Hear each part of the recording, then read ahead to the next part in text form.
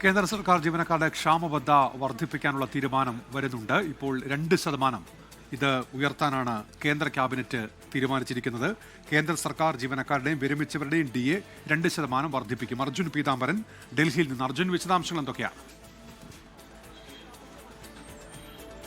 ഉന്മേഷ്, ഇന്ന് രാവിലെയായിരുന്നു കേന്ദ്ര മന്ത്രിസഭ ചേർന്നത്. ആ മന്ത്രിസഭയിലാണ് ഇപ്പോൾ ഇത്തരത്തിലൊരു തീരുമാനം എടുത്തിരിക്കുന്നത്. ഇത് 8ാം ശമ്പള കമ്മീഷന്റെ ഭാഗമായിട്ടുള്ള ശമ്പള പരിഷ്കരണങ്ങളിലാണ് ഈ പറയുന്ന ഡിയർനെസ് അലവൻസ് ഹൈക്ക് വരുന്നത്. 2% വർധനവാണ് അംഗീകാരം നൽകിയിരിക്കുന്നത്. ഇതോടെ 58% നിന്നും 60%ലേക്ക്, അതായത് ഒരു കേന്ദ്ര സർക്കാർ ജീവനക്കാരൻ്റെ ശമ്പളത്തിൻ്റെ ബേസിക് പേയുടെ 58% നിന്നും 60%ലേക്കുള്ള വർധനവാണ് ഇപ്പോൾ ഉണ്ടാകാൻ പോകുന്നത് എന്നുള്ള കാര്യം തന്നെയാണ് നിലവിലെന്തായാലും കേന്ദ്ര സർക്കാർ കേന്ദ്ര സർക്കാർ ഈ മന്ത്രിസഭയ്ക്ക് ശേഷം യോഗത്തിന് ശേഷം അറിയിച്ചിരിക്കുന്നത്. ഇത് നേരത്തെ തന്നെ 8ാം ശമ്പള കമ്മീഷന്റെ ഭാഗമായി പല തൊഴിലാളി സംഘടനകൾ ഡിയർനെസ് അലവൻസ് ഹൈക്ക് വേണം, 2% വർധനവ് വേണമെന്നുള്ള കാര്യം അറിയിച്ചിരുന്നു. ഒപ്പം തന്നെ അടിസ്ഥാന ശമ്പളവും 19,000-ൽ നിന്നും 69,000 ആക്കി വർദ്ധിപ്പിക്കണമെന്നുള്ള കാര്യം ഈ 8ാം ശമ്പള കമ്മീഷന്റെ ഭാഗമായി ഉണ്ടാകുന്ന ശമ്പള പരിഷ്കരണങ്ങളിൽ ഉണ്ടാകണമെന്നുള്ള കാര്യമാണ് ഇപ്പോൾ എന്തായാലും അറിയിച്ചിരിക്കുന്നത്. അതിന്റെ ഭാഗമായിട്ടുള്ള സ്റ്റെപ്പാണ്, ഒരു നടപടിയാണ് ഇപ്പോൾ എന്തായാലും.